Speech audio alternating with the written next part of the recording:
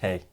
Hi. So one of our viewers asked for our opinion on how we thought movies and TVs affected people's perception of race. So we thought we'd discuss it now. It's an interesting topic. It is interesting.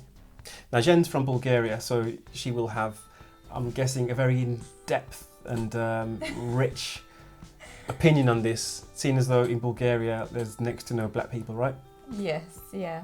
I wouldn't say in depth, but definitely an impression nonetheless. Okay. So when I was growing up, because I haven't been living there for 11 years now, but up to the age of 19 when I was there, most of the movies, the foreign movies, were American movies.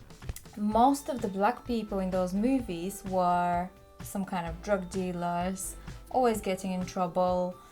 Those kind of people, like you wouldn't actually see, I would say, a lawyer or just a normal, standard person walking around with normal clothes. You'll be always this kind of a perception that black people will be the ones getting in trouble and they will be the ones that you kind of have to stay away from.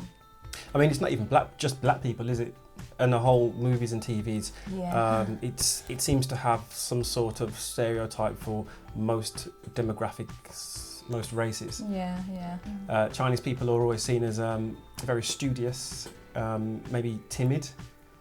People who are very good at martial arts. Yeah, that has to be a must. Like, I think if you look at it and you don't know anyone from this country, you think that, if here we have assemblies and we sing at school, instead of having assemblies and singing or doing something else, they'll definitely be just doing martial arts. Like, there's no one who can't do martial arts who is a Chinese or, a Chinese person. Yeah.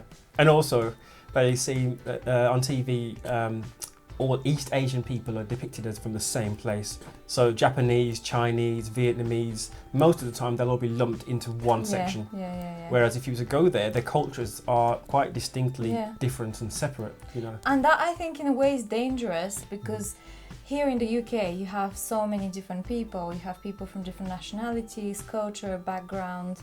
But in places like Bulgaria, you don't have such a big variety. So where you get your impression from, it is from TV, it is from movies. So if you are depicting them always to be kind of the same, you are making people in this country think that, as we said, all black people are rappers, all Chinese people are martial arts specialists.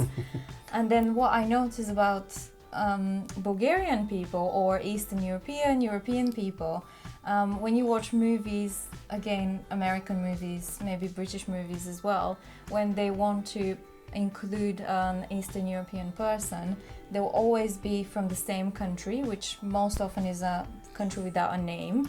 But then when they start talking, they're speaking in Bulgarian, which is very random. Yeah. Or do you remember we were talking recently about, I don't know what movie it was, but always when there is some kind of if it's like an action movie, and they'll always give like a shot of the bunker. It's always a bunker. Always a bunker, which seems to be in a very cold place. Cold, like, desolate, and then a quick shot of the Cyrillic, something in the Cyrillic alphabet. And it's like, why? Like, there is so many other places in our countries. There's not like just bunkers and coldness and block Cyrillic letters. It's true because not just, because thinking about what I've just said about the Asian people, the East Asian people, when you watch a movie and you usually have the American hero and he's fighting some obscure Eastern European country, maybe it won't have a name or maybe it's a made up name, but that country will then have all the people, the army fighting in that country will have Russian attributes, or typical stereotypical Russian attributes, such as there'll be fighters. If he dies, he dies. There'll be drunkards, there'll be people who can take a lot of pain, which it's not necessarily a bad thing, but like you said, when they speak their language, because they don't want to say it's Russian, but they're usually speaking, and I can pick up a few words as well, they usually speak in Bulgarian, or they'll say the odd sentence in Bulgarian, which is not very good for Bulgaria, because Bulgaria is such a nice and soft country, soft as in beautiful and colourful country. It's not hard. There's more to it, There's more to it. There's more to it than that. But following on from what you just said, I've actually got a quote from a renowned sociologist, Anne Windler. The accumulated experience of media exposure contributes to the cultivation of a child's values, beliefs, dreams, and expectations, which shape the adult identity a child will carry and modify through his or her life. Now, from that, it says to me that it's obvious that a lot of what a child is taught, subjected to, submerged in, is going to stay with them throughout their adult life. Yeah. So I suppose when you look at a lot of people today, adult people, with the views that they have, I'd say that a lot of that can be attributed to what they watch on TV. Yeah. Because children do watch a lot. Well, back in my day. Children. Now it's more tablets, isn't it, and TikTok. But back in my day, children watched a lot of TV. Yeah. And I think as parents, we should be, or soon we may be, parents, you should be monitoring what your children are watching, because at the end of the day, what they watch is what's going to be bringing them up to a certain degree. Yeah, to a certain degree, and as a parent you have the full control of this. So again, we've discussed this before, that the perception that children have about other races and other people comes from the parents first. So you can't say, oh, they've watched it on TV, but you've given them the tablet or you've switched on the TV. I know it's not easy to entertain your child 24 hours a day, but there must be other ways, and there must be programs that's why nowadays there is like child locks, and parents I think are thinking more and more of how much they expose their children, for how long and what exactly to. But be careful, because even then sometimes we've read more than once that there are certain children TV shows that portray people in a bad way, or a certain race of people in a bad way, and there's like hidden messages that your child is exposed to subconsciously. So again, I would endeavor to watch everything that my child watches before they do. Even as adults as well, we should be careful when we watch something. I'm not saying there's anything wrong with watching things specifically, but we should always watch them with an open mind, and even think about in the back of our mind what message this program is trying to tell us. I mean, I can imagine that most American people think that most British people are going to be arch villains with bad teeth and who speak really posh, and the whole of the UK is from London. Yep, that's it. In Bulgaria, like I can attest to this, because I've had conversations with my grandmothers, with my friends, and it's always, you think that the people that live here speak only like the Queen, the London accent, the proper accent.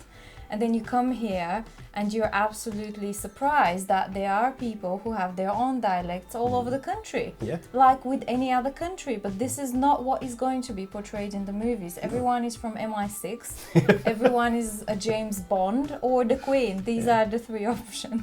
Even where we live here in the Midlands, in Birmingham, you only need to travel a few miles in one direction, and the accent will be completely different. I struggle to understand people from these certain areas.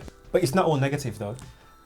Recently we watched what's that show on Netflix, Now They See Us.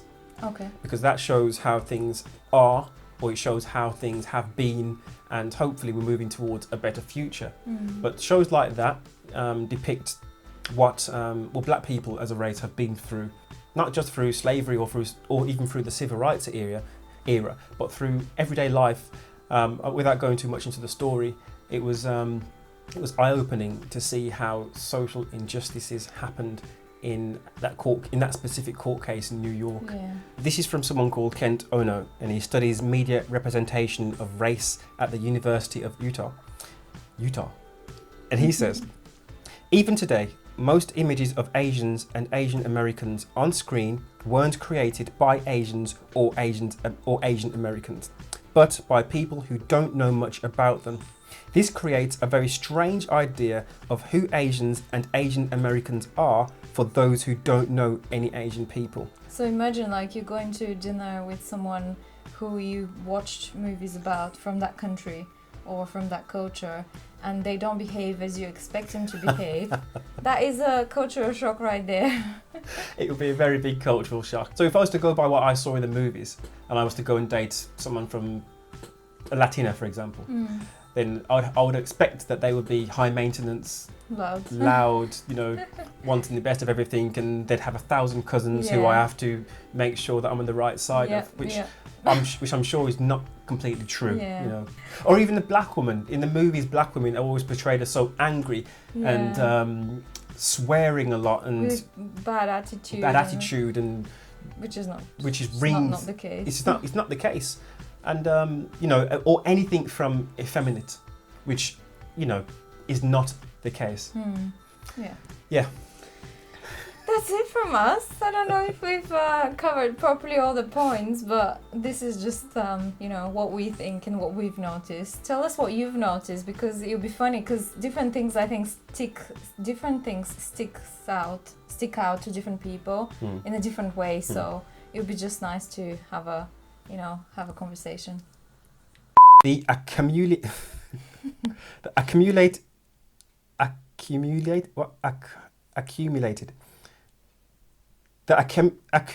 do you say that word? Accumulated. I noticed that. The accumulate. Say it again. Accumulated. Accumulate. That's it.